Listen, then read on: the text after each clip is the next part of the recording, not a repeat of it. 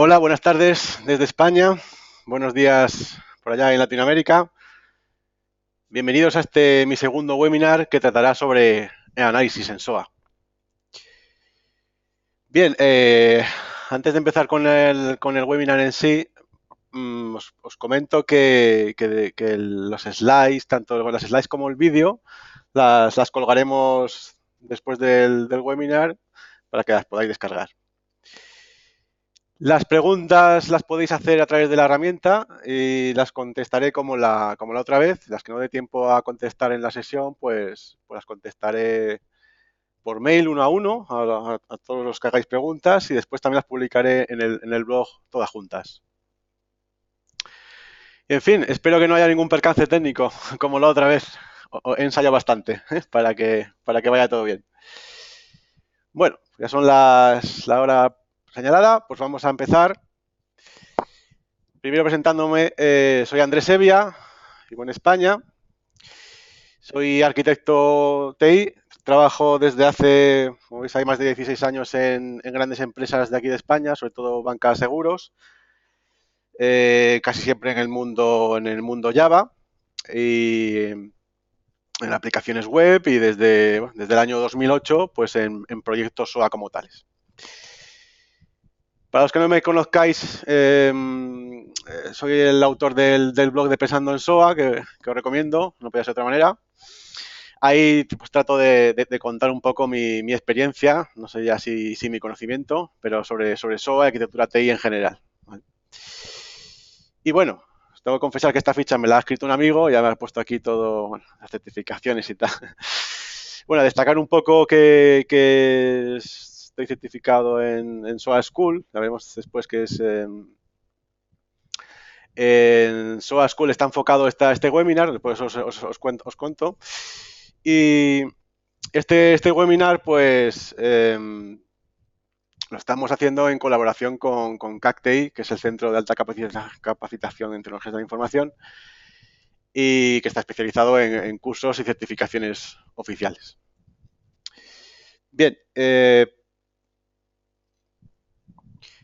como os decía antes, este webinar es una introducción, un resumen al workshop al curso de SOA School, no sé si conocéis SOA School de Arcitura, que es una certificación oficial para SOA de diferentes roles, de analista, de gobierno, de arquitecto, de etcétera, etcétera, ¿no?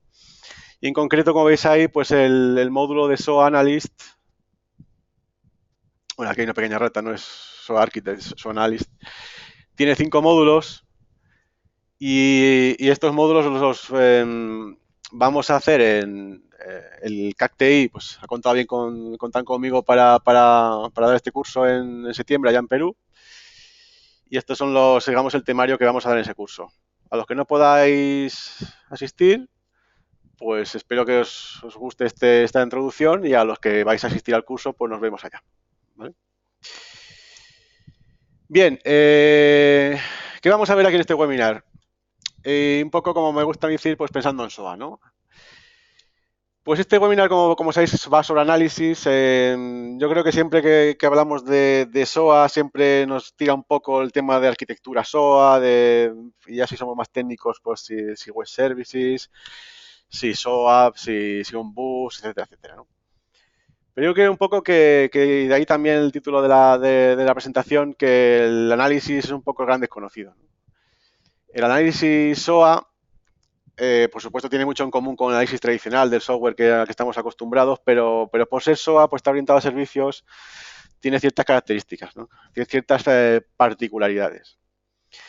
Y también gracias a Arcitura y a su gurú, a Thomas L., que es el que un poco, no digo ha inventado, pero sí que ha dado forma a toda esta teoría, a todos estos libros de SOA, pues se han definido una serie de pasos, una metodología, digamos, para hacer el análisis SOA de un proyecto, de una empresa. Y es un poco lo que vamos a hacer aquí. En este webinar vamos a ver los primeros pasos digamos, de una adopción de un proyecto SOA, que es, primero, para hacer algo hay que saber qué hay que hacer, ¿no? Si queremos tener servicios de empresa, lo primero que tenemos que saber es qué servicios hay que hacer, cómo los identifico, de dónde salen. ¿vale? A partir, por supuesto, de los requerimientos de negocio, porque eso es para dar respuesta a las necesidades de negocio. Y un poco las preguntas son esas, ¿no? ¿Cuáles son los pasos para realizar un análisis SOA? ¿Cómo y cuándo debo aplicar los principios de SOA? Sabéis que SOA tiene ocho principios fundamentales que luego veremos si no los conocéis. Y un poco también qué patrones de diseño puedo aplicar en el análisis. Vamos a ver que los patrones de diseño realmente son bastante sencillos en concepto, el concepto es bastante sencillo, pero luego la aplicación, pues, dependiendo de la complejidad del proyecto, pues se puede complicar un poco, ¿no? Vale, entonces, el índice de, digamos, un poco la agenda de este webinar serían estos 3 puntos, grandes puntos, ¿no? Análisis orientado a servicios, modelado de servicios, cómo se modelan, cómo se identifican estos servicios y cómo se define una lista de servicios que vamos a llamar candidatos, porque pueden estar sujetos a cambio todavía, no son los definitivos, y qué patrones aplicar en análisis de SOA.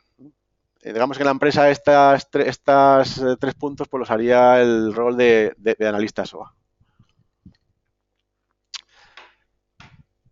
Vale, entonces, entrando un poco más en materia, en el análisis orientado a servicios tiene 3 grandes pasos, o 3 grandes etapas, que son un poco bastante, si me permitís, son un poco bastante obvios, ¿no? Primer paso, definir el alcance del análisis. ¿Hasta dónde vamos a llegar, no? Si tenemos una empresa, no todo tiene por qué estar dentro del alcance, digamos, del proyecto. Hay que ver qué partes entran, qué partes no. Se suele decir que sí es importante aclarar cuál es el alcance del proyecto. Más importante todavía es definir qué queda fuera del alcance del proyecto, ¿vale? Lo del alcance, obviamente, es que no podemos abarcarlo todo y si queremos acabar algún año de estos el proyecto, pues tendremos que definir un alcance definido para que podamos abordarlo en un tiempo razonable, ¿no? El análisis, pues puede ser, pues, suele ser por agrupaciones funcionales, ¿no? Si tenemos una empresa, pues, yo qué sé, pues la agrupación de clientes, la agrupación de medios de pago, de cuentas corrientes o de siniestros, de lo que queramos, ¿no? Una vez ha definido este análisis, el siguiente paso es identificar los sistemas existentes, ¿vale?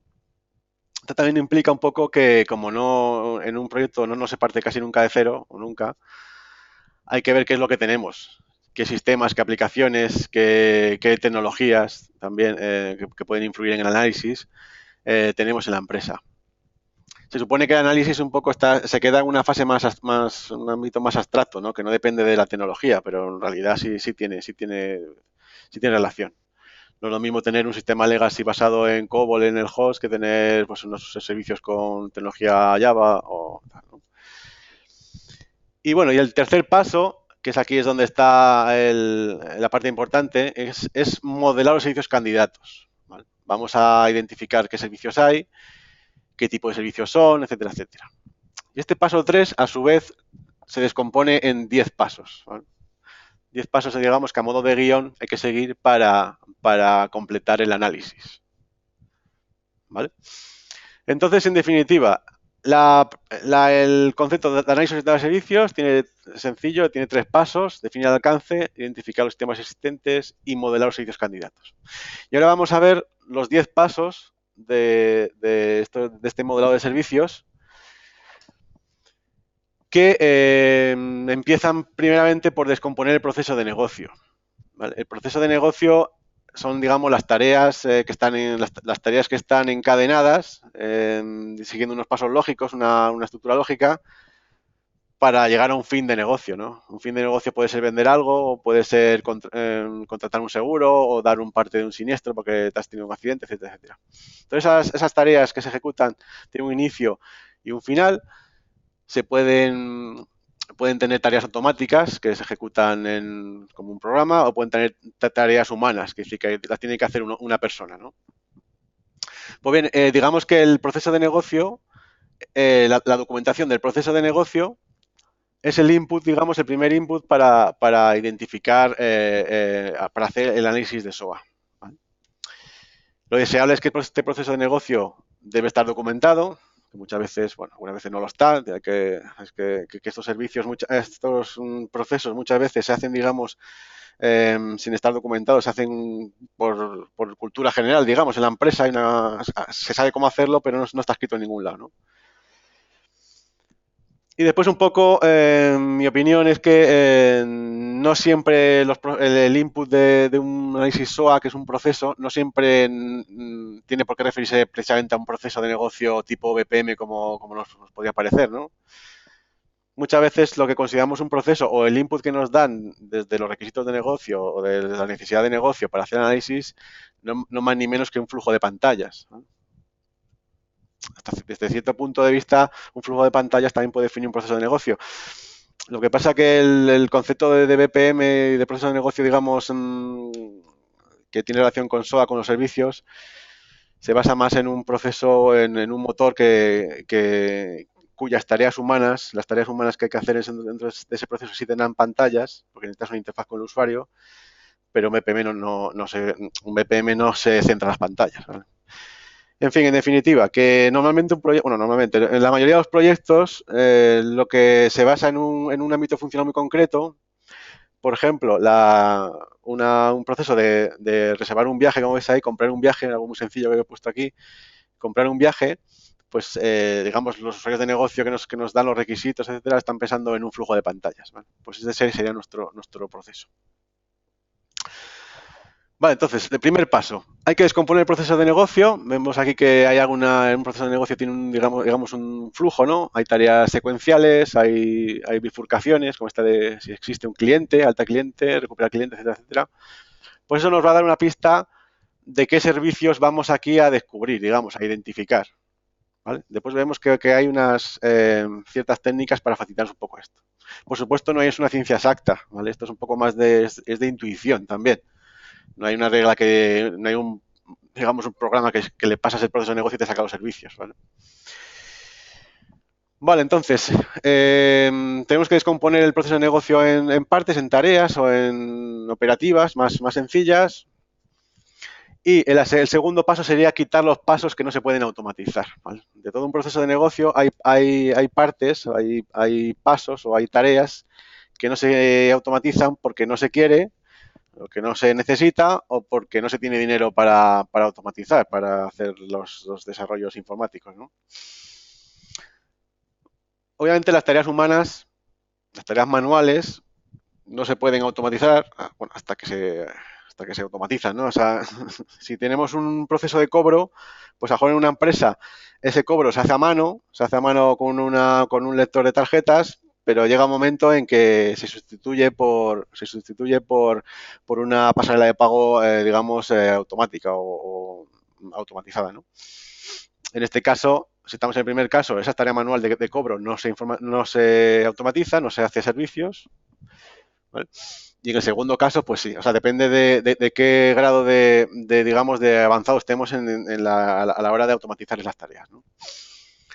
La lógica en sistemas legacy es otro ejemplo que se pone de que puede ser que que no haga falta crear servicios. Quiere decir que si la lógica ya existe, pues aunque no esté muy integrado o incluso no esté nada integrado con los servicios SOA, con el modelo SOA que vamos a definir, pues eso no hay que automatizarlo porque ya lo está, ¿vale? O porque no interesa o por lo que sea. Entonces, si tenemos un proceso de negocio, descomponemos las tareas y primero quitamos, digamos, lo que no hay que automatizar para, para no perder el tiempo con ello, ¿no? Bien, el tercer paso, identificar los servicios agnósticos candidatos. Aquí conviene aclarar una cosa, lo de agnóstico. Para el que no lo haya oído nunca, agnóstico quiere decir que no es específico de una lógica concreta, ¿no? Sino que es reutilizable, no está pegado a un proceso de negocio en concreto, luego es reutilizable en varios procesos de negocio. Por ejemplo, si tenemos un servicio de alta de cliente o de búsqueda de cliente, más reutilizable todavía, esa búsqueda de cliente se puede usar en el proceso de reserva de viaje, se puede usar en el proceso de reclamación o el de contratación de productos, etcétera, etcétera, ¿no? O sea, el servicio de consultar cliente, por ejemplo, por el documento de identificación, es agnóstico porque no pertenece solo a un proceso de negocio, se puede utilizar, ¿vale? Entonces, lo primero que tenemos que mirar, por supuesto, los servicios agnósticos son los deseables, ¿no? Los más deseables, porque digamos, el truco de esto de SOA es, una vez definido un servicio, poder reutilizarlo, ¿no? Para no volver a desarrollar otra vez lo mismo, ¿no? Entonces, cuanto, digamos, un poco así dicho al bruto, cuanto más reutilizado es un servicio, digamos que más éxito tiene, ¿no? Más valor logramos, ¿no? Vale, entonces uno de los primeros objetivos es buscar, identificar estos servicios agnósticos, ¿vale? Servicios que veamos que se pueden reutilizar. Y un poco como dice ahí, pues el contexto funcional pues representa un potencial servicio candidato. ¿Qué quiere esto decir? Pues el contexto funcional, por ejemplo, es el contexto de clientes. Pues ese contexto de alta, baja, modificación, búsqueda, etcétera, etcétera, pues ya apunta un poco a que va a haber un servicio ahí de gestionar cliente o algo parecido.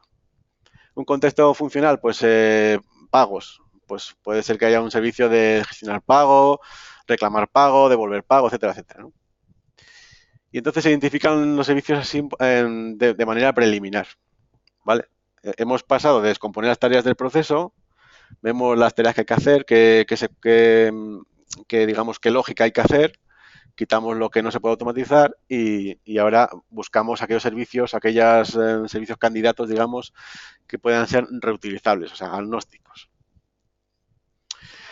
Vale, entonces un poco el cuarto paso es lo contrario del tercero. Quiere decir, en el tercero era cosas que son independientes del proceso de negocio, que son reutilizables, y en el cuarto paso es precisamente lo contrario, identificar qué lógica de negocio hay, qué lógica de proceso hay específicamente de este proceso que estamos tratando. O sea, que digamos que es lógica que solo vale para este proceso.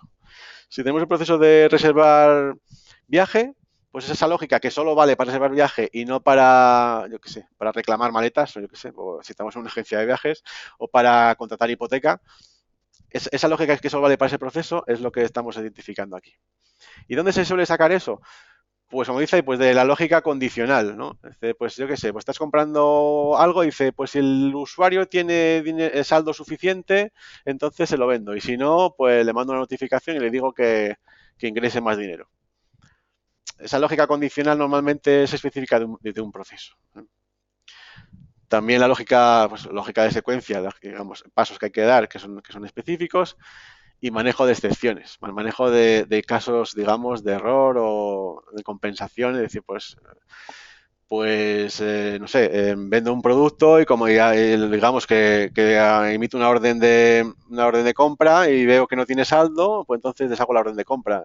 Pues es una lógica de excepción o de manejo de errores que suele ser específica del proceso, ¿vale? Bueno, hemos dicho que eran 10 pasos, estamos a la mitad y lo que recomiendo un poco es darle una vuelta a lo que hemos identificado hasta ahora para aplicar los principios de SOA, que, que espero que ya los conozcáis o entiendo que por lo menos os suene, ¿no? Los principios de SOA, pues de estandarización de contratos, bajo acoplamiento, abstracción del servicio, reutilización, autonomía, sin estado y discoverability, que yo he intentado traducir por descubrimiento, pero parece ser que es detectabilidad. Bueno, esto quiere decir que ese servicio tenga unos metadatos y con una herramienta pueda yo saber, como analista, pueda saber si existe el servicio, si me vale para lo que necesito, etcétera, etcétera, ¿no? Vale, entonces digamos un poco en el quinto punto este es pararse un momento, darle una vuelta a lo que hemos definido hasta el momento y aplicarle los principios los principios de SOA para que realmente sean servicios, ¿no? Y no sean lógicas de negocio pues sin estas características, ¿no? O sea, no toda la lógica de negocio, por mucha interfaz que tenga de entrada-salida, no toda la lógica de negocio son servicios, ¿vale? Si está muy acoplado, si tiene estado, etcétera, etcétera, si no es suficientemente autónomo respecto al entorno donde se ejecuta, pues no se considera un servicio, ¿vale? Vale, entonces, dentro de un proceso de negocio, tendríamos los servicios, digamos, las tareas que son agnósticas, las lógicas específicas que pertenecen solo a ese proceso, y lo que suele resultar de esto es una composición de servicios. O sea, cuando esto digamos, lo desarrollemos, vamos a tener un servicio que se llama compuesto, que es el que orquesta al resto de servicios, ¿vale? Pues si tenemos el servicio de reservar viajes, de agencia de viajes, pues primero tendremos que buscar disponibilidad, por ejemplo, disponibilidad del paquete de viajes, disponibilidad de hotel, después ver si el viaje responde a lo que hay los criterios del usuario, después cobrar el viaje, etcétera, etcétera. Digamos que hay una orquestación porque hay que llamar primero al servicio A, después al B, después al C, ¿vale? Tener ahí una especie también de control de flujo, pues eso es lo que hacen los servicios compuestos. Y a modo un poco de los casos de uso, si sabéis, si conocéis o habéis visto algún análisis, digamos, más tradicional basado en casos de uso, esto de Jacobson, en el que se basa en un escenario, ¿no? El típico de todos los libros, que era por ejemplo, el de sacar dinero de un cajero automático, ¿no? Tú te acercas a un cajero automático, metes la tarjeta, metes el PIN, seleccionas una opción, le das a sacar dinero. Bueno, pues eso es un escenario, digamos, de diferentes pasos, que es lo que hay los que hay que implementar. Pues eso es, digamos, una composición de servicios, porque hay que hacer varias tareas, ¿no? Para identificar estas composiciones, entonces, lo que recomienda un poco que a modo de casos de uso tengamos en cuenta estos escenarios, tengamos en cuenta también, por supuesto, las condiciones de fallo. ¿Qué pasa si le doy a sacar dinero y no tengo saldo? Pues es un fallo, pues es una bifurcación, digamos, del escenario, del escenario de fallo. Y esto, para cada escenario, digamos, definir los pasos. Esos pasos, digamos, que podemos entender como tareas o sentencias, digamos, estamos pensando en un lenguaje de programación, se van a traducir normalmente en servicios, y lo que hace el servicio compuesto es ir llamándolos en el orden adecuado para hacer el trabajo que tenemos que hacer. Bueno, pues entonces el punto 6 sería precisamente identificar las composiciones de servicios candidatas. Siempre habla de candidatas porque esto no quiere decir que sea definitivo, ¿no? Después también hay un proceso de refinamiento, hay algunos servicios que sobran, otros que faltan, otros que cambian de parámetros, cambian un poco de contexto, tal. Pero lo que hace el análisis es definir una lista de servicios, digamos, candidatos, ¿vale? Que después hay que refinar. Y un poco los que estéis acostumbrados a hacer análisis, digamos, vamos a llamarle tradicional, de aplicaciones normales, pues con una interfaz de usuario, con un servidor de aplicaciones y con una base de datos, un poco un fallo, digamos, un vicio que veo en la gente es que están acostumbrados a analizar por interfaces de usuario, ¿no? El análisis que se hace en una aplicación, digamos, normal, entre comillas, es, pues me hago un prototipo con las pantallas y ya pues hago el análisis a partir de eso, ¿no? Si el usuario me dice, es que quiere reservar un viaje, vale, pues pongo un botón abajo en la segunda pantalla que reserva el viaje. Vamos, que la gente tiene mucho vicio, mucha inercia todavía, creo yo, en mi opinión, a identificar un poco el análisis basándose en el interfaz, ¿no? Aquí un poco de cuidado porque, como es obvio, los servicios web no tienen interfaz gráfica, ¿vale? Los servicios web, digamos, son más abstractos o son conceptos de negocio, tareas de negocio, pero no se corresponden exactamente con una pantalla. Entonces, un poco os quería prevenir con esto porque yo he llegado a escuchar cosas muy, muy raras. Bueno, por ejemplo, que si un poco llegado al extremo, ¿no? Que si no tenía pantallas no se podía hacer el análisis, ¿no? Pues eso no puede ser. Normalmente en un proyecto orientado a servicios, mi recomendación un poco sería separarlo en dos. Un proyecto, incluso con un equipo de desarrollo diferente, un equipo de análisis diferente, se ocupa de los servicios, digamos, de lo que no tiene pantallas, de la lógica pura, y después otro equipo de desarrollo se podría ocupar exclusivamente de las pantallas, poniéndose de acuerdo en los interfaces de los servicios, en los contratos, y cada uno puede trabajar por separado, así no hay vicios, ¿vale? Porque, vamos, obviamente una pantalla puede llamar a un servicio de tu proyecto o puede llamar a servicios de otros departamentos o de otras empresas. Y al revés, un servicio puede ser llamado por esa pantalla, puede ser llamado por otras pantallas, vamos, que no es una relación uno a uno, ¿vale? Es una relación N a N. Bueno, y después de todo este rollo, es para contaros que el identificar las composiciones, tener cuidado con no estar acostumbrado siempre a pensar en pantallas y para hacer análisis, ¿no? Vale, el 7, que es analizar requerimientos del proceso. Un poco aquí conviene explicar, aquí se refiere más bien a necesidades que no son estrictamente de negocio. ¿Qué quiere decir esto? Que hasta ahora hemos visto pues eso, lógicas de negocio, requerimientos de negocio, todo lo que hay que hacer en el proceso, pero hay otras acciones, otras tareas que no son directamente de negocio. Por ejemplo, si vas a reservar un viaje y lo compras, por lo lógico es que te llegue un email diciendo, pues confirmándote el viaje, ¿no? O sea, eso de mandar un email es una tarea que hay que hacer porque el proceso de negocio está definido así, pero si nos concentramos solo la tarea de enviar email, eso no es de negocio, porque es un concepto, digamos, técnico, ¿no? Es mandar un mensaje a un servidor y que lo mande por ahí. Son tareas, digamos, de técnicas o utilidad, ¿vale? Y un poco lo que dice este séptimo punto es eso. Vale, aparte de los conceptos en sí de negocio, pues tengamos en cuenta que hay que mandar correos, hay que dejar logs, hay que dejar las trazas de auditoría, hay que autenticar al usuario, etcétera, etcétera. Son cosas, digamos, que hay que hacer, pero que no son de negocio. ¿Vale? Y vale, y todo esto que no son de negocio, se concreta en lo que llama un servicio de utilidad. Vamos a ver después, si os voy adelantando, que hay, digamos, tres grandes tipos de servicios. Los servicios de entidad, entities, que modelan una entidad de negocio, valga la redundancia, una entidad de negocio que puede ser cliente, puede ser préstamo, tarjeta de crédito, estos conceptos de negocio, esos grandes sustantivos, digamos, que vemos en los requisitos y cuando nos cuentan, digamos, lo que hay que implementar, son entidades, ¿no? La lógica del proceso sería una tarea, de tipo de tarea, el servicio de tipo tarea, task. Y el tercero, que es precisamente, son los de utilidad, que son los técnicos. Os pongo un ejemplo, pues de gestionar email. Pues yo puedo hacer un servicio que se llame gestionar email, que tenga enviar email con anexados, leer email, borrar carpetas, etcétera, etcétera. Todas estas tareas que son técnicas y, como veis también, son reutilizables, porque los servicios de utilidad, por definición, son agnósticos. Porque si tengo un servicio de mandar email, me vale para el proceso de compra, para el proceso de gestión de un siniestro, para el proceso de hipoteca, etcétera, etcétera. ¿Vale? Los servicios de utilidad son agnósticos por naturaleza. Bueno, entonces, teniendo en cuenta todo esto, vamos definiendo también una lista con los servicios de utilidad, ¿no? Ahí os pongo, por ejemplo, lo más común es email, logs, seguridad, impresión, ¿vale? Impresión, por ejemplo, puede ser en generación de PDFs, ¿vale? Pues me vienen unos metadatos, tengo una plantilla, genero un PDF, eso puede ser un servicio.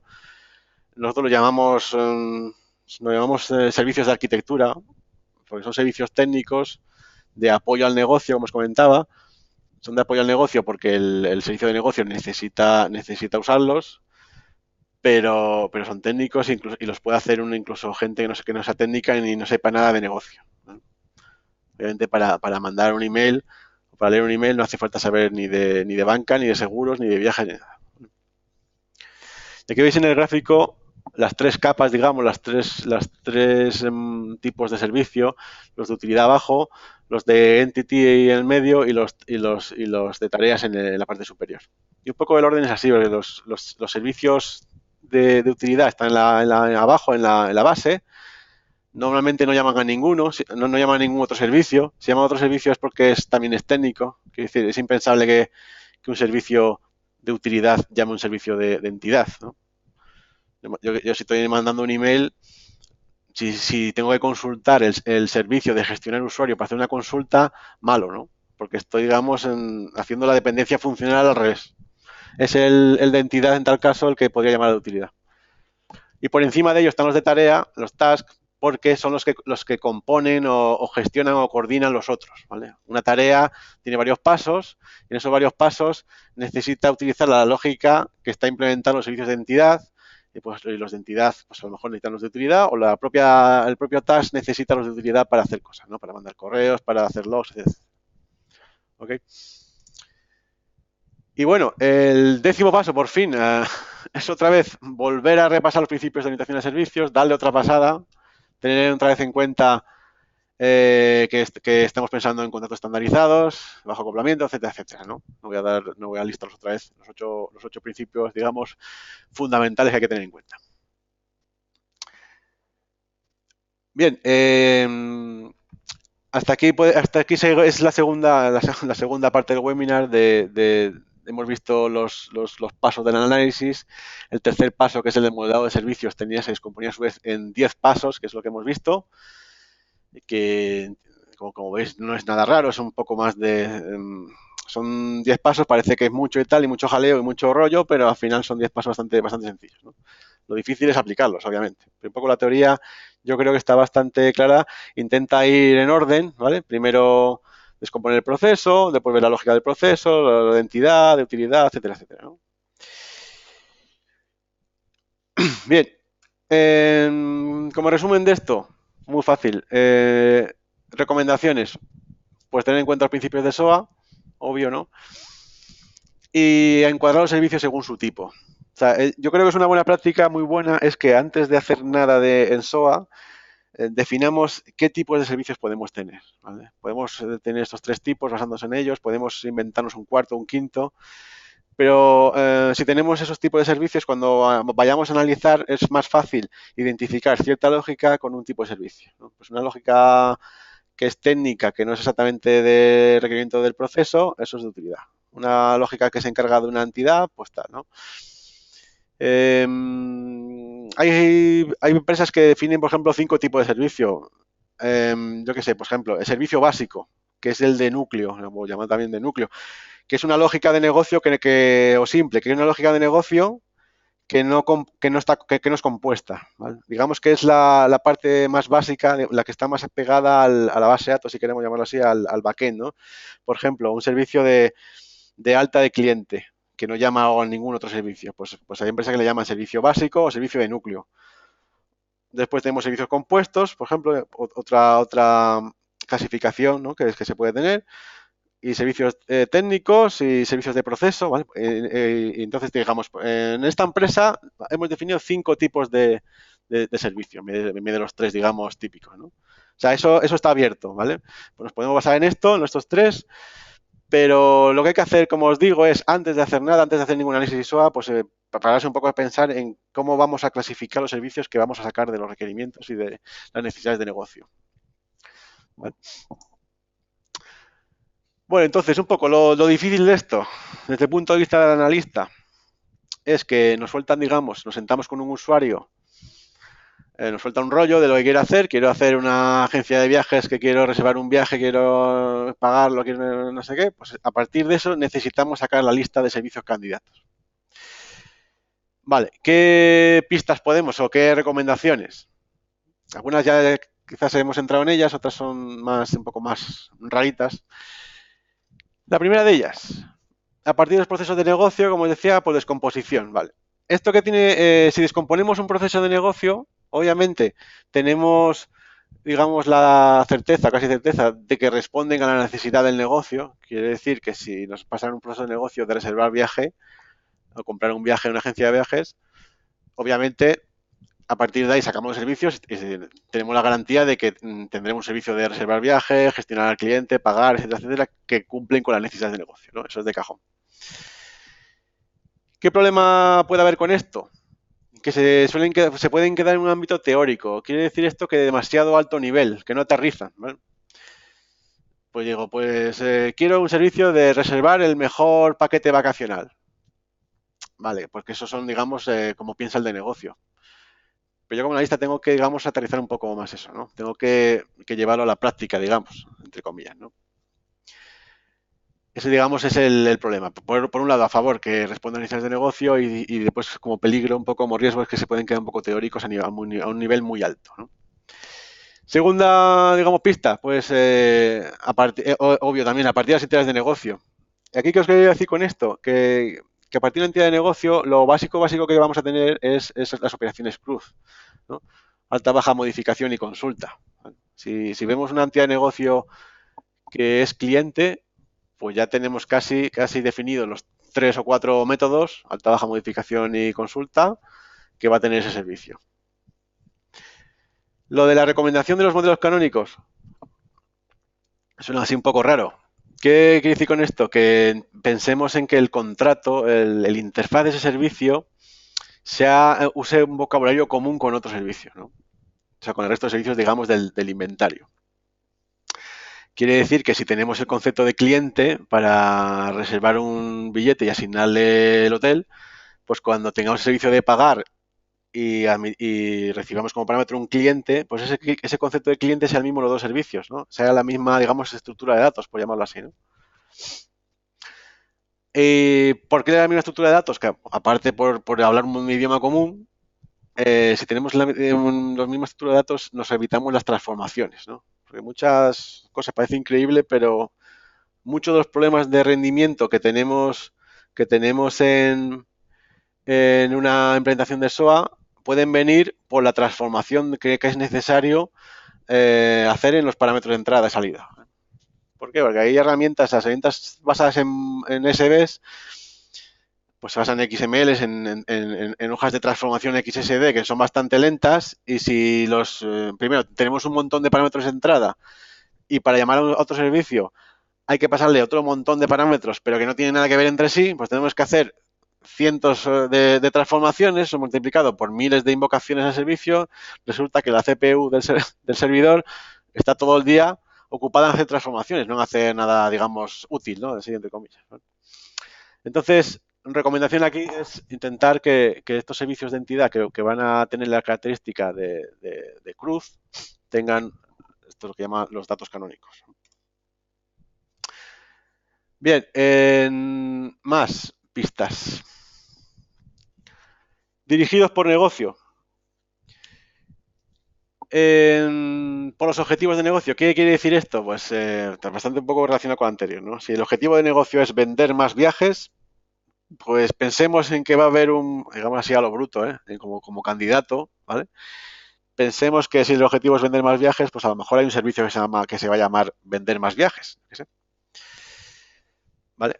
Digo que así parece un poco raro, ¿no? Pero que pensemos en objetivos de negocio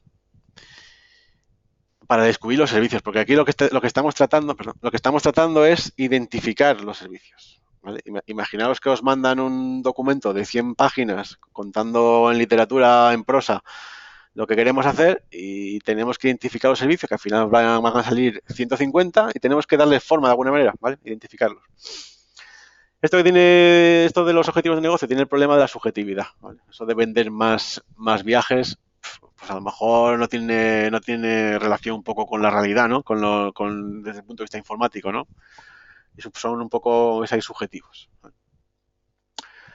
Otra pista, lo que dice basados en componentes. Esto también tiene su parte negativa y parte positiva, ¿no? Los componentes que asisten, que muchas veces están implementados en ciertos programas de lenguajes de programación, existe el concepto de componente, ¿no? Como en Java están los EJBs y en Microsoft están los componentes CON, me parece que se llaman. Yo de Microsoft sé poco. Pues si muchas veces estos componentes ya están implementados, ¿no? ¿Y qué ventaja tienen los componentes? Pues porque tienen un acoplamiento y una cohesión interna. O sea, tienen poco acoplamiento entre sí. O sea, quiere decir que tienen bajo acoplamiento, que es uno de los principios de SOA, y tienen cohesión interna, que tienen abstracción, incluso tienen autonomía desde donde se ejecuta, ¿no? Claro, entonces con estos dos criterios puede ser que apunte a que se pueda convertir en un servicio, ¿vale? Como peligro, o sea, no es plan de coger todos los componentes que haya en la empresa y hacer los servicios. Dice, bueno, los envuelvo en un WSDL o en otra cosa y es un servicio, ¿no? Tampoco es eso, ¿vale? El problema que tiene esto es que a lo mejor es un componente muy técnico, un componente que hace cosas que digamos que no responde exactamente a lo que necesitamos de que hagan en cuanto a en el ámbito del proceso, ¿vale? A lo mejor tengo un servicio de purgar ficheros o limpiar ficheros, que a lo mejor es un servicio muy bien hecho, bajo acoplamiento, tiene cohesión interna, etcétera, pero que no resuelve ninguna necesidad de negocio, ¿vale? Un poco, los dos que veis en esta slide es un poco lo contrario, ¿no? El primero es a partir de los objetivos de negocio, digamos, desde muy alto nivel, es top-down, y el otro es un poco partir de lo que existe, ¿no? Desde cierto punto y hacer servicios, ¿no? Los dos tienen sus ventajas y sus inconvenientes. Y precisamente aquí la otra pista, un poco os adelantaba, es el bottom-up. Bottom-up quiere decir ni más ni menos que mira lo que tenemos en la empresa que puede ser que tengamos servicios o servicios web, aunque no tengamos SOA porque no cumple todos los principios, ni tenemos una herramienta de registro de servicios, etcétera. No es SOA, pero podemos tener 100 servicios, ¿no? Entonces, el bottom-up dice, bueno, pues voy a mirar lo que tengo, con espíritu, eso sí, espíritu un poco crítico, voy a mirar lo que tengo, a ver si de esto que tengo aquí ya hecho, los puedo considerar servicios. ¿Vale? ¿Ventaja grandísima? Pues que se reaprovecha de lo que hay, no hace falta desarrollar cosas nuevas, obvio. ¿Desventaja? Pues eso, pues riesgo de poco reusables. Es decir, pues a lo mejor los servicios están hechos pensando en una aplicación, obviamente, un ámbito de la aplicación silo, pues para hacer lo que necesita esa aplicación, y son poco reutilizables. Incluso a veces son demasiado, digamos, de bajo nivel, demasiado quizás de grano fino, que no demasiado pegados al backend en concreto, ¿vale? O sea, en definitiva, como pista podemos ver lo que hay, intentar a ver si se puede reaprovechar, pero con espíritu crítico que puede ser que no valga, ¿no?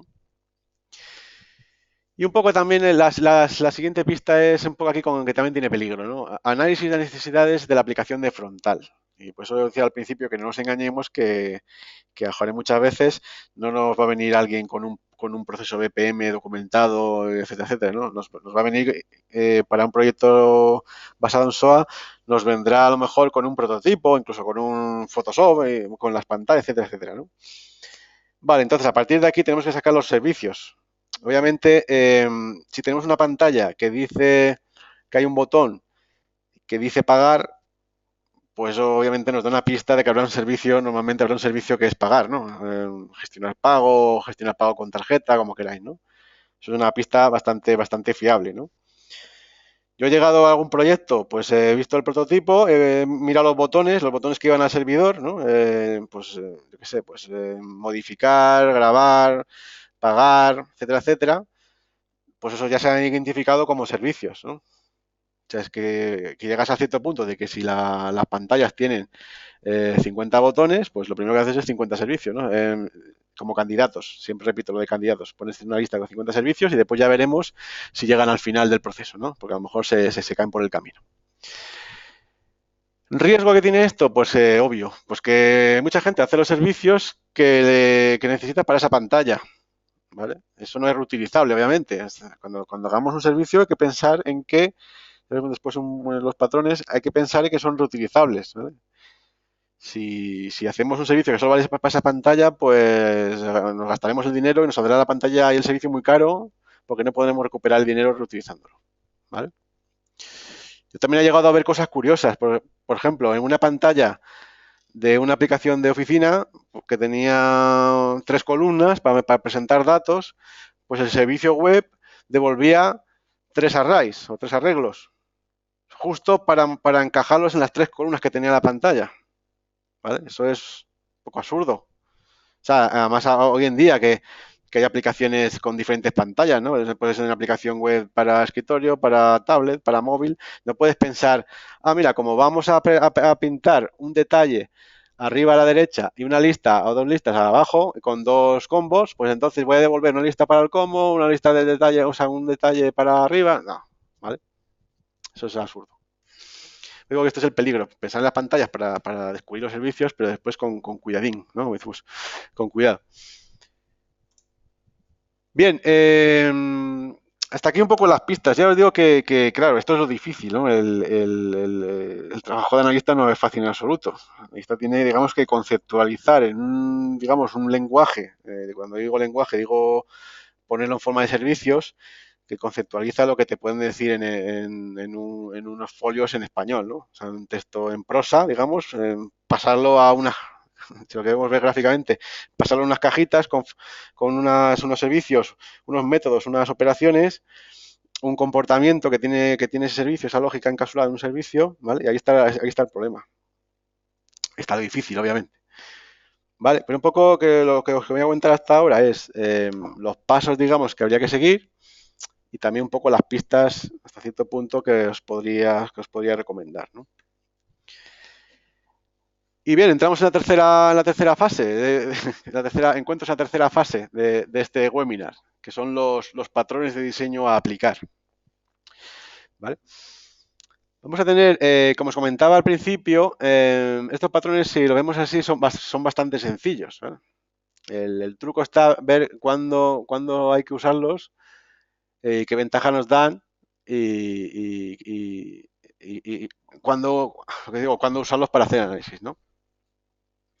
Bien, el primero que os decía de básico es el Service Encapsulation, ¿vale?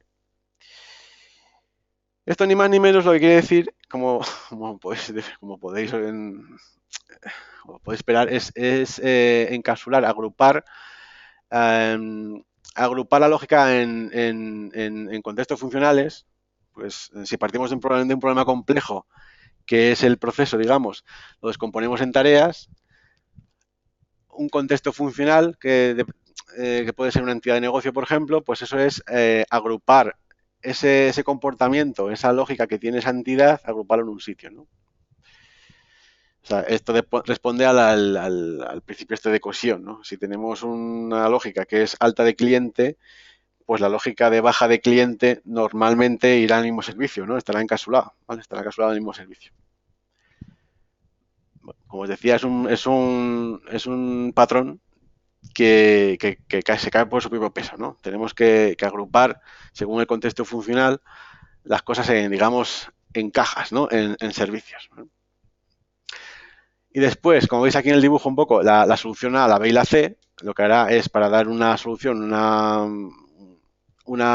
para dar solución a una necesidad de negocio, lo que hacemos es esas encapsulaciones que se forma de cajas de forma de bolitas, ¿veis aquí? Aquí está pintado en forma de bolas, pues lo que hace es, digamos, lo tenemos en un repositorio y lo bonito de esto es que cuando tengamos una necesidad de un proceso de negocio, pues esas bolas que ya están hechas las podamos coger y reutilizar para nuestro caso, ¿no? Eso, digamos, es la parte bonita, ¿no? Una vez que ya está hecho y está desarrollado los servicios, solo tenemos que reutilizar. Y como decía uno, dejaremos de implementar código para ya solo reutilizar, ¿no?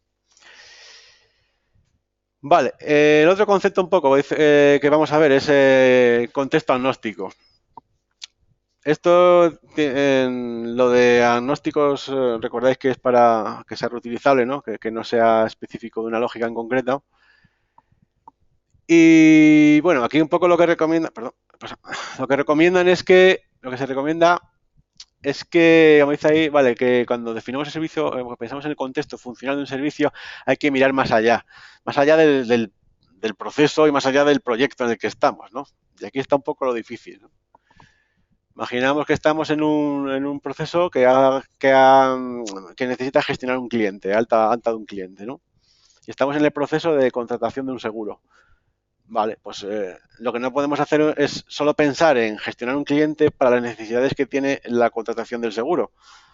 Hay que pensar que el día de mañana vamos a tener pues tramitación de un siniestro o vamos a tener vender un producto que también necesita ese cliente, ¿vale?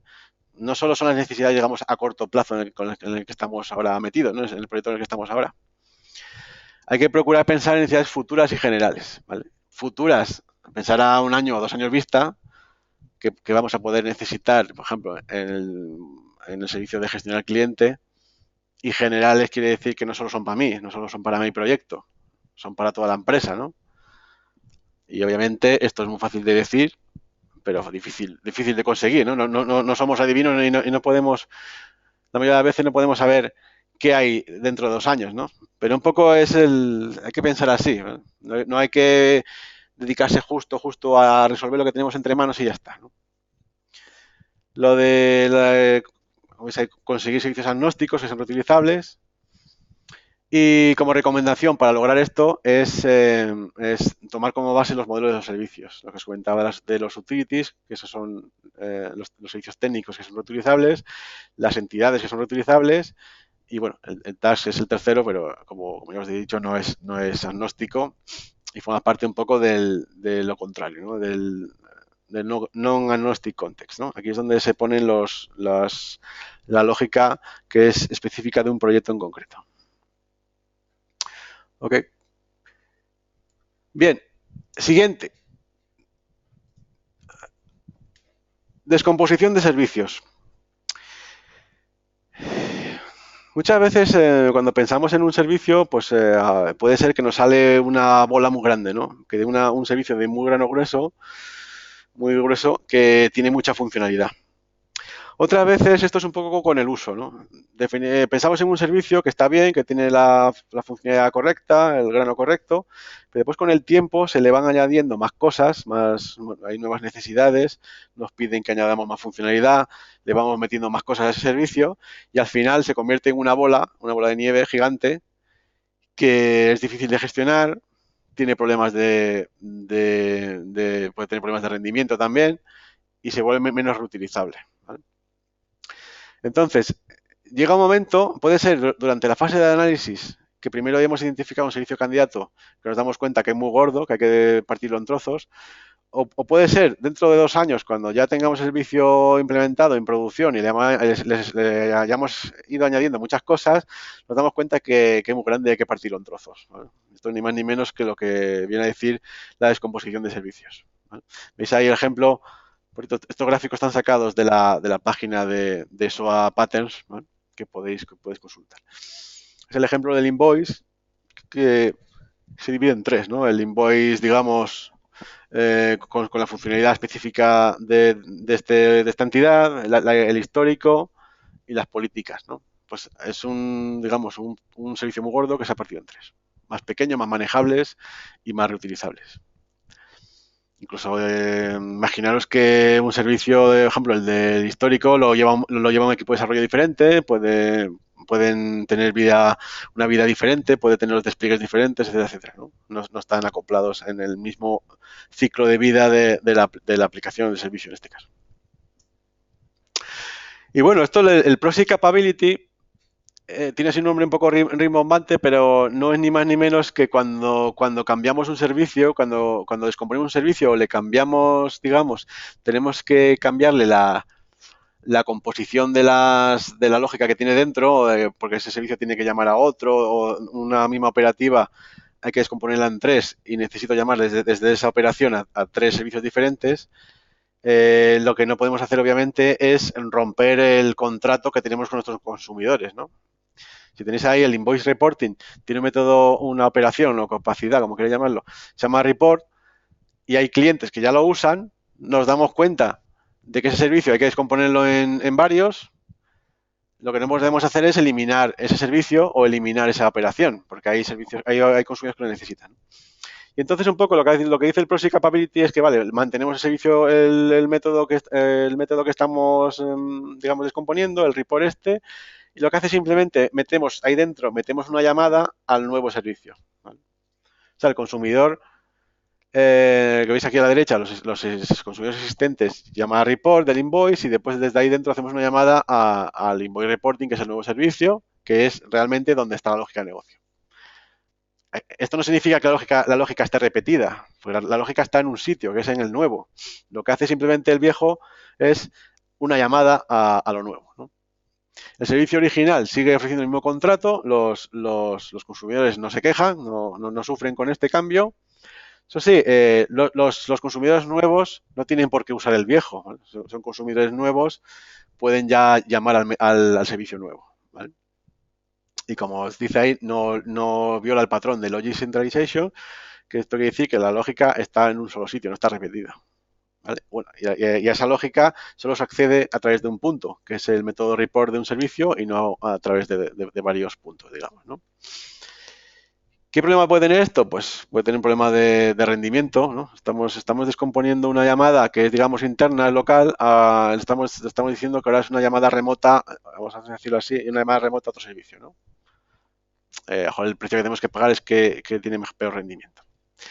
Pero bueno, el Proxy Capability es un invento, digamos, que hacemos para que los consumidores, cuando cambiemos la lógica o el servicio, no sufran. Es decir, para ellos no ha cambiado nada, siguen llamando al de siempre, ¿vale? Sin ni más ni menos, ¿qué significa eso? Y esto es lo que os comentaba. Si tenemos también una operación que es muy, muy gruesa, muy gorda, porque se le han añadido mucha funcionalidad y tenemos que partirla en trozos, lo que hacemos, como os comentaba antes, es ese trozo que hay que separar, se pone en otro servicio, en otra operativa, y lo que hace es desde la operación anterior, la operación vieja, digamos, llamar a las nuevas, ¿no? Como os comentaba, pues puede dar lugar a problemas de rendimiento. Bien, y es un poco la última, creo que es la última ya, la distributed capability. Es un poco más de lo mismo, lo que pasa que aquí, imaginaros que esa descomposición de la operación, que es bastante compleja, se necesita llamar a varios servicios, se necesita, digamos entre comillas, componer, organizar o secuenciar varias llamadas, y lo que hace es distribuir esa lógica en varias operaciones usando el patrón de fachada que conocéis para agrupar varias funcionalidades de grano fino que pueden estar dispersas en varias operaciones o en varios servicios, para agruparlas en una operativa de grano grueso, que es el que llamaría el cliente, ¿no? Y un poco, si veis, si hacemos un poco la lista atrás, como os decía, los patrones, los conceptos que se aplican en análisis son bastante sencillos de por sí. Estamos hablando de que el concepto de encapsulación de servicio, de contexto agnóstico, de descomposición de servicios, de proxy capability, lo de dejar todo como está y hacer una llamada interna para que el consumidor no se entere, descomposición de las capabilities, de las operaciones de los servicios y distributed y tal, pues como os comentaba, el concepto es sencillo, lo difícil es aplicarlo, ¿no? Pero cuando hagáis el análisis y os vayan saliendo los servicios candidatos, muchas veces, pues al darle una revisión, nos veremos que pueden tener un grano grueso o que pueden tener no tienen una cohesión funcional suficiente y haya que distribuirlos en varios, ¿no? Partirlo en varios servicios, desglosar la operación en varias, etcétera, etcétera. Y sobre todo también, cuando ya el servicio esté en producción y haya que partirlo en varios trozos porque se han añadido cosas y es muy lento, etcétera, etcétera, pues estos patrones, digamos, de diseño, pues nos ayudan a eso, ¿no? Y bueno, hemos llegado al final. Esto ha sido todo. Espero que os haya sido útil. Y antes de acabar, me gustaría comentaros que el show continúa porque mañana viernes 7 de agosto hay otro webinar de mi compañero Arturo sobre la orientación a servicios y la implementación de soluciones basadas en Java, que yo, si os soy sincero, todos los servicios que he visto han sido en Java. Yo soy casi puro Java, ¿no? Yo de Microsoft no he tocado. O sea, en los grandes, al menos hablo por España, en las grandes empresas, casi todas tienen su middleware basado en Java, ¿vale?